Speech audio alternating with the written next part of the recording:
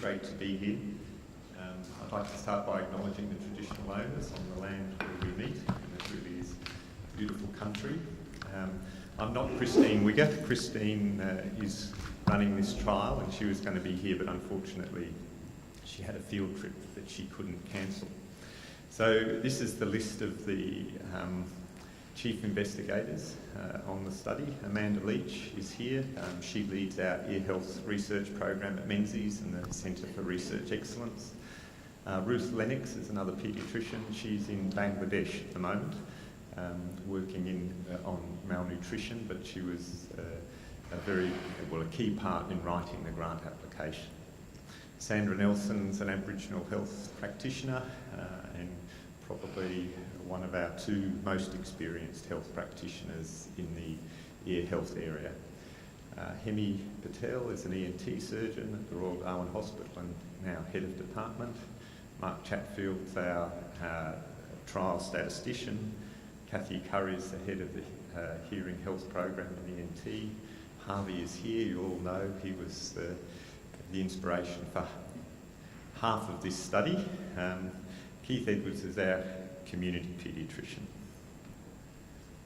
So this is Geraldine, who spoke at one of many inspiring talks yesterday. So I've been to a few of these meetings, not as many as John, but over the years, and it really was wonderful to hear so many presentations from people working in the field, doing what I think of as the hard work. So this is Geraldine receiving her order, becoming a member of the Order of Australia earlier this year. And on the right-hand side, when she was telling her story, it reminded me of the story of a very famous Northern Territory footballer, Bill Dempsey, who moved to Perth and played for West Perth for years. He's from a big family. In fact, his younger brother is the current CEO of AMSANT, which is our Aboriginal Medical Services organisation in the NT. But anyway, Bill was interviewed on the radio a few years ago, and he said that in 1976 he was offered what was then an MBE, so a member of the British Empire, and he said he'd never met the Queen and he had no interest in meeting her, and he wasn't interested in these types of awards, and so no thank you, he wouldn't take it. He said he didn't tell anyone, but the next day he got a phone call from his mum who said, "Look, son, this award's not for you, this is for us. It's for your family who grew you up, it's for all your friends who would love to have the opportunities that you've had, so you're going to accept that award." Which he did. He said, "You didn't say no to my mum." So in Geraldine's talk yesterday, I just thought what a great idea having mirrors in the classroom. So this is a talk about ear discharge, but we believe that nasal discharge is very closely related, and I've not heard that suggestion before, and I just thought it was a great idea. So this is, I suppose, one of our leaders in Aboriginal health in the Northern Territory, Joe Davey. Along with Bill Dempsey, he was selected as one of the top 40 NT AFL players ever earlier this year. So this was a big year in the NT. They selected the best ever Australian rules footballers. You can imagine nearly all of them were Aboriginal, including Joe.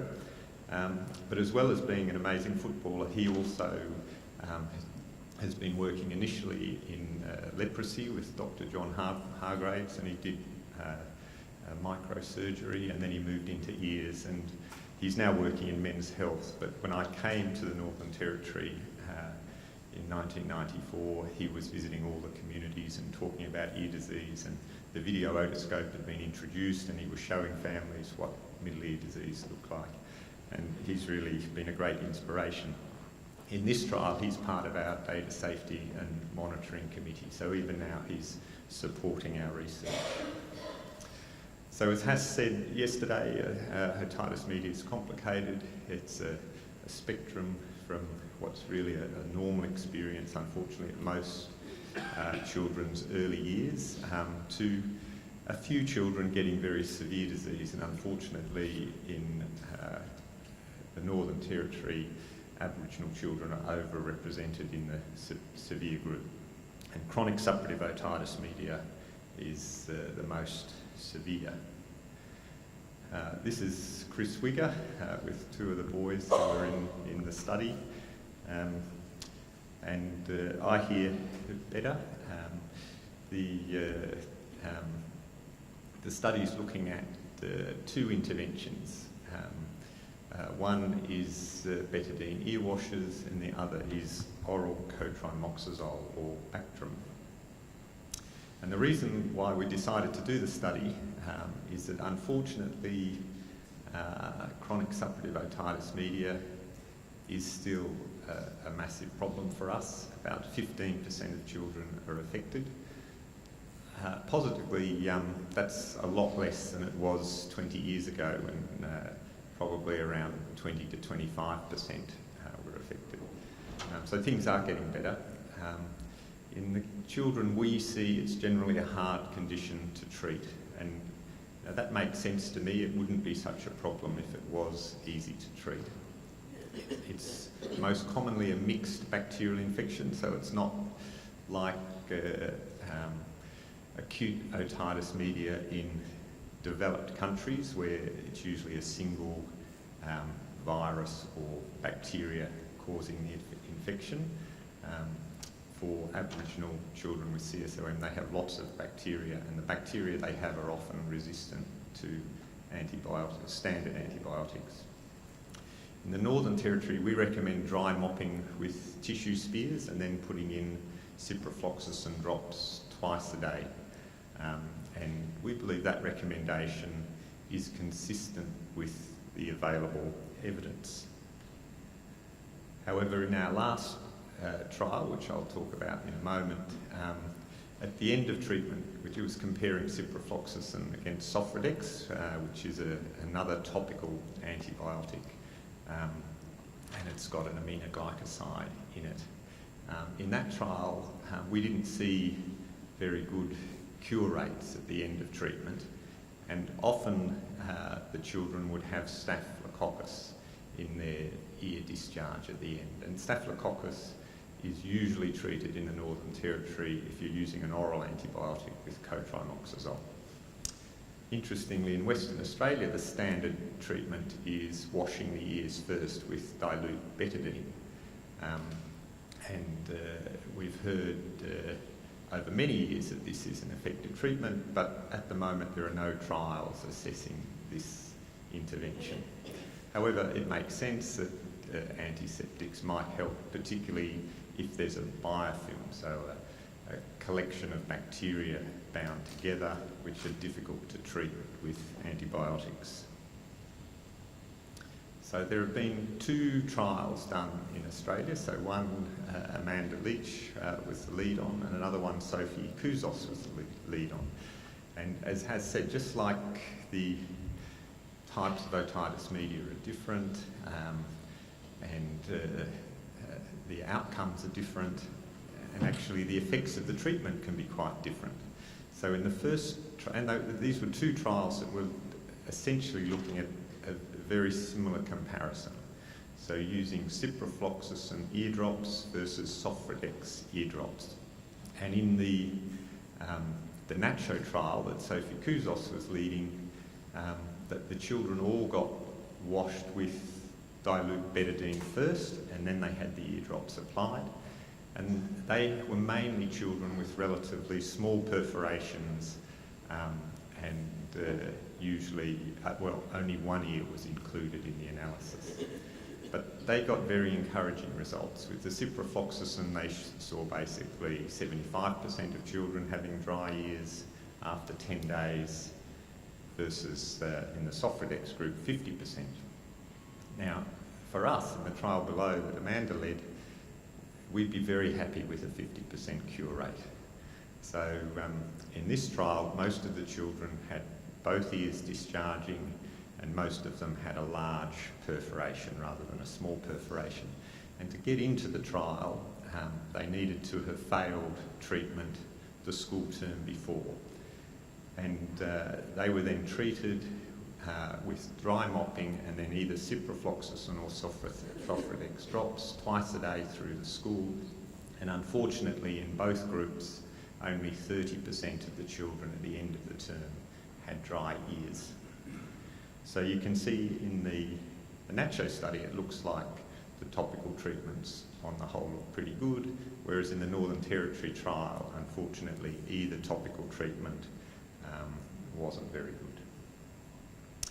So the question of our trial is whether using 16 weeks, and it's a long treatment, but our experience is that shorter treatments are not likely to be successful, as well as getting the dry mopping and ciprofloxacin and eardrops. If we add in the washing beforehand with the dilute betadine, or the oral antibiotics, cotrimoxazole. And the cotrimoxazole, as well as the microbiological evidence, there is a trial from Holland where they found that 6 to 12 weeks of oral cotrimoxazole resulted in earlier cure in their children. So this is how the study looks. So although there are 4 different groups, the way it'll be analysed when it's finished, and we're about halfway through now, is that all the children who get betadine will be compared to all the children who don't get betadine. So there'll be 140 compared against 140. And similarly, all the children who get cotrimoxazole will be compared with all the children who get placebo. So it's what's called a factorial design. It's quite efficient because it means you get to do 2 trials with the same number of children. So basically, if the children, families, if they agree to be in the study, they get a study medicine, and they either get an ear wash or they don't get an ear wash before they have their ciprofloxacin drops put in. So this is Chris. So a few pictures out at Wadeye, and that's Bernadette and Noel. And Judith was saying we used to take photos without discussing it with the family. Now all the families sign consent agreeing for the photos to be used for teaching for other families and health professionals to learn about ear disease. So that's Noel having his study medicine. Here he is having his betadine wash. I wasn't sure that the families would do the betadine wash because I thought, oh, it's going to, it's quite brown, it's going to stain all their t-shirts and things, but actually they're fine with it. They don't always remember to do it, but it's not messy and they don't mind it. So our primary outcome is going to be dry ears at 16 weeks and again at 12 months, and they'll get 16 weeks of treatment. And we'll also look at the hearing results from the NT hearing service, and because it's a Menzies study, there'll be lots of microbiology done as well to try and help us understand how the interventions might work. So this is the progress report. So far 21 communities have been visited, almost 1,000 children have been examined, 150 have been randomised, and the follow-up from the team has been amazing. There's basically been only 2 children who haven't had their 16-week and 12-week examination. So well over 95% follow-up, which is really quite incredible. The serious adverse events are 3 admissions during the 16-week intervention period, and none of them were related to the intervention. So any admission to hospital gets counted as a serious adverse event, but none of them have been related to the trial. So just to finish, Chris and her team say, which treatments are more effective is one thing, but actually what's most important is supporting the families and supporting adherence in the community. So they're trying to do that better by working out with the families how they're going to help them to remember the treatments, trying to maintain better contact with them, working more closely with the NT Hearing Health Program, which has really ramped up in the last few years and is providing a great service and using a lot of telehealth and very innovative approaches. And this is what Chris and her team run through with all the families. So they tell them, we're going to see you 3 times, we're going to ring you up 5 times, and we're going to text you 5 times. Facebook, interestingly, hasn't been that popular. A lot of families say, oh, too much humbug, don't like looking at Facebook. There is problems with bullying and that sort of thing. So it was a good idea, and probably these types of interventions need to be formally tested to see how effective they are. So I'll finish just by thanking firstly the study team. So Chris and Jemima Beesbath. Jemima's here. They set up the study in 2014. Jemima looks after our laboratory and also all our data management. And then Debbie, Christine, Lindley, Lucy, Danielle and Anna all did the examinations and data collection from early 2015. And finally, all the families who continue to support our research. We're very, very grateful. Thank you.